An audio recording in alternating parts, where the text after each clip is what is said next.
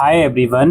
इस वीडियो में हम बात करेंगे अगर आप DU/SOL से इंग्लिश ऑनर्स करना चाहते हो तो इसका क्या प्रोसेस है। प्रोग्राम स्ट्रक्चर से लेके एलिजिबिलिटी क्राइटेरिया तक, फी स्ट्रक्चर से लेके डिटेल एडमिशन प्रोसेस, हर एक इम्पोर्टेंट चीज़ हम इस वीडियो में डिस्कस करेंगे। सबसे पहले शुरुआत करते हैं इसके एलिजिबिलिटी क्राइटेरिया से।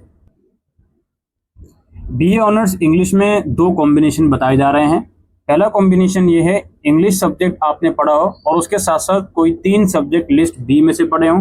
दूसरा कॉम्बिनेशन ये है, इंग्लिश सब्जेक्ट आपने पढ़ा हो, इसके साथ साथ कोई और लैंग्वेज लिस्ट ए में से आपने पढ़ी हो और इसके साथ साथ 2 सब्जेक्ट लिस्ट बी में से आपने पढ़े हों। एग्रीगेट 45% मार्क्स हों। SC/ST और डिसेबल के लिए पासिंग मार्क्स, OBC के लिए 40.5% मार्क्स एग्रीगेट होने चाहिए। और ये लिस्ट ए और लिस्ट बी का क्या चक्कर है मैं आपको दिखा देता हूँ। ये आपकी लिस्ट ए है। पहला वाला कॉम्बिनेशन में आप इसमें से केवल इंग्लिश ले सकते हो। दूसरे वाले कॉम्बिनेशन में इंग्लिश के साथ साथ कोई और लैंग्वेज भी इसमें से ले सकते हो। और अगर आप लिस्ट बी में नज़र डालोगे तो ये आप देख सकते हो, पहले वाले कॉम्बिनेशन में इनमें से कोई 3 सब्जेक्ट होने चाहिए और दूसरे वाले कॉम्बिनेशन में इनमें से कोई 2 सब्जेक्ट आपके होने चाहिए। ये लिस्ट बी जो आप अपनी स्क्रीन के ऊपर देख रहे हो, ये है इसका एलिजिबिलिटी क्राइटेरिया। फी स्ट्रक्चर की बात करें, 1 साल की फीस इंग्लिश ऑनर्स की रहने वाली है 10,620 रुपये। और अदर कैटेगरीज में कुछ रिलैक्सेशन भी है। डिसेबल कैंडिडेट को, ट्रांसजेंडर को, ऑर्फन कैंडिडेट को, इनकी फीस में काफ़ी ज़्यादा रिलैक्सेशन दिया गया है। आर्म फोर्स को, वार्ड ऑफ एसोल एम्प्लॉय वगैरह को। हम बात करेंगे इसके प्रोग्राम के स्ट्रक्चर की कि क्या सारा सब्जेक्ट का स्ट्रक्चर है। आइए डिस्कस करते हैं। देखिए, हम बात कर रहे हैं BA ऑनर्स इंग्लिश की, लेकिन जब आप फॉर्म भरने जाओगे तो आपको मल्टीपल ऑप्शन नज़र आएंगे इंग्लिश ऑनर्स में। उसमें ऑप्शन में क्या होगा जी, इंग्लिश ऑनर्स तो हम कर ही रहे हैं, साथ में माइनर में क्या लें, हिस्ट्री माइनर है यहाँ पे और 2-3 ऑप्शन और हैं जिसे मैं दिखा देता हूँ। BA honours English with history minor और उसके साथ साथ BA honours English with political science minor और BA honours English with psychology minor. इसके अलावा भी कुछ है नहीं। ये 3 सब्जेक्ट आपके माइनर में ऑफर होंगे इंग्लिश ऑनर्स के साथ। आपको इन तीनों में से कोई एक प्रोग्राम सेलेक्ट करना है। अब ये माइनर का क्या मतलब है, हम प्रोग्राम का स्ट्रक्चर आपको समझा देंगे तो आपके समझ में आ जाएगा कि ये माइनर का क्या मतलब है। यहाँ पर हम एग्जांपल लेते हुए चल रहे हैं हिस्ट्री माइनर का, बाकी आप अपने हिसाब से जो भी माइनर सेलेक्ट कर रहे हो उसको समझ दीजिएगा। देखिए क्या होता है, इंग्लिश ऑनर्स में जब हम एडमिशन ले रहे हैं, फर्स्ट ईयर में सेमेस्टर 1 और 2 में 3 सब्जेक्ट हमारे इंग्लिश ऑनर्स से स्पेसिफिक होंगे जो आप अपनी स्क्रीन के ऊपर देख रहे हो। चौथा सब्जेक्ट हमारा GE का होगा और यही माइनर का सारा खेल है। अगर हम यहाँ पे देखिए हिस्ट्री माइनर का एग्जांपल ले रहे हैं तो जनरिक में हमें हिस्ट्री का सब्जेक्ट ये लोग अलॉट करेंगे। अगर यहाँ पे माइनर में मैं कुछ और सब्जेक्ट लेता, साइकोलॉजी लेता या कुछ और लेता, तो GE में हमको साइकोलॉजी देते। ये माइनर का मतलब है फर्स्ट ईयर में। अभी सेकंड और थर्ड ईयर का भी समझाऊंगा मैं। इसके अलावा फर्स्ट ईयर में AEC का एक सब्जेक्ट होगा जिसमें EVS का फर्स्ट पार्ट पढ़ोगे आप एक सेमेस्टर में और दूसरे सेमेस्टर में कोई लैंग्वेज आप पढ़ोगे, A, B या C। अगर 12 तक पढ़ी है तो उस पर्टिकुलर लैंग्वेज का A पढ़ोगे, 10 तक पढ़ी है तो B, 8 तक पढ़ी है तो C। जनरली यहाँ पे हिंदी सब्जेक्ट ही बच्चे पढ़ते हैं। कोई और लैंग्वेज भी अगर आपने स्कूल में पढ़ी है तो वो भी आप ले सकते हो। और SEC और WAC की कैटेगरी का एक सब्जेक्ट आप पढ़ोगे जो कि फॉर्म के अंदर ऑटोमेटिकली आपका सिलेक्टेड रहेगा। फिर हम आते हैं सेकेंड ईयर में। सेकेंड ईयर में अगेन 3 सब्जेक्ट आपके इंग्लिश ऑनर्स स्पेसिफिक रहेंगे, कॉमन रहेंगे। चौथा सब्जेक्ट में यहाँ पे चॉइस है। चौथे सब्जेक्ट में या तो आप DSE का सब्जेक्ट ले लो, DSE का मतलब है इंग्लिश ऑनर्स यानी कि इंग्लिश स्पेसिफिक सब्जेक्ट, या जनरिक का ले लो। जनरिक में अगेन हमारे कंडीशन में हिस्ट्री माइनर है तो हिस्ट्री हमें मिलेगी। ये चॉइसेस रहेगी सेकेंड ईयर में सेमेस्टर 3 और 4 में। इनमें से आप कोई एक लोगे। बाकी AEC में अगेन EVS का सेकेंड पार्ट आप पढ़ोगे और फर्स्ट ईयर में कोई लैंग्वेज जो आपने AEC में पढ़ी है उसका सेकेंड पार्ट आप पढ़ोगे और SEC और WAC आपके ऑटोमेटिकली सिलेक्टेड रहेंगे। फिर आप आओगे थर्ड ईयर में। थर्ड ईयर में क्या है जी, English honours specific again 3 subject आप पढ़ोगे और चौथा सब्जेक्ट यहाँ पे DSE में जरूरी हो गया जो इंग्लिश ऑनर्स स्पेसिफिक रहेगा। और 5वां सब्जेक्ट आप GE का पढ़ोगे जो कि ऑब्वियसली हिस्ट्री का होगा और छठा सब्जेक्ट आपका SEC का रहेगा जो कि ऑटोमेटिकली सिलेक्टेड रहेगा। ये इंग्लिश ऑनर्स का स्ट्रक्चर है। अब आप माइनर में चेंज कर करके अपने स्ट्रक्चर को समझ सकते हो।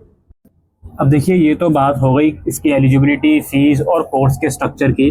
अब हम बात करेंगे इसके एडमिशन प्रोसेस की, डॉक्यूमेंट्स रिक्वायरमेंट की और कुछ और जो इम्पोर्टेंट इन्फॉर्मेशन एक UG कोर्सेज के स्टूडेंट को पता होनी चाहिए SOL में एडमिशन लेने के बाद या पहले, वो सब हम डिस्कस करेंगे। तो सबसे पहले हम एडमिशन प्रोसेस की बात कर लेते हैं। आपको सबसे पहले इसका ऑनलाइन फॉर्म भरना होता है, जो कि निकला हुआ है 15 सितंबर, जिसकी लास्ट डेट है। इसमें आपको अपनी बेसिक डिटेल देनी होती है, personal detail, bank account detail, ABC ID, DEB ID detail, और किस प्रोग्राम में आप अप्लाई कर रहे हो, उस प्रोग्राम में सब्जेक्ट्स वगैरह सिलेक्शन, और डॉक्यूमेंट्स डिटेल। डॉक्यूमेंट्स में passport size photograph, signature, 10th की मार्कशीट और 12th की मार्कशीट। अगर आपने स्कूल से प्रोविजनल सर्टिफिकेट लिया है तो मार्कशीट के साथ वो भी आप लोग अटैच करोगे सिंगल PDF में, नहीं है तो कोई बात नहीं।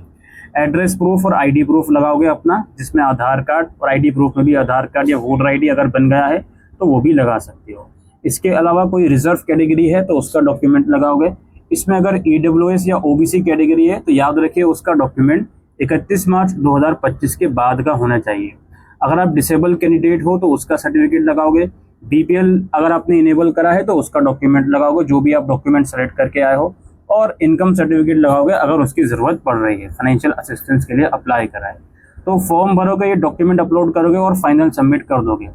इसके बाद आप लोगों के जो डॉक्यूमेंट हैं वो वेरीफाई करे जाएंगे डिपार्टमेंट द्वारा। जैसे ही वो डॉक्यूमेंट वेरीफाई कर दिए जाते हैं, आप पेमेंट कर दोगे और आपका जो एडमिशन है वो कंफर्म हो जाएगा। कोई फिजिकल डॉक्यूमेंट वेरिफिकेशन की ज़रूरत इसके अंदर नहीं पड़ती।